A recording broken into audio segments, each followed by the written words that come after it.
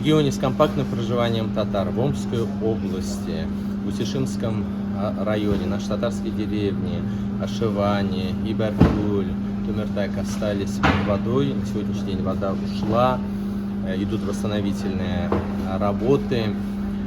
Одним из первых делегаций во главе с заместителем премьер-министра Республики Татарстан, председателем Национального совета Всемирного конгресса татар Василием Шахразиевым, данная делегация от имени Всемирного конгресса татар побывала в данных деревнях.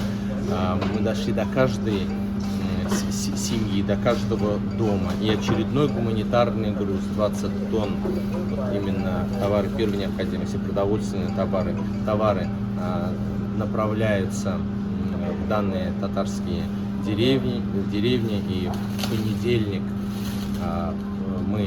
данный груз дойдет до татарских населенных пунктов. Наша задача все вместе сохранить данное село.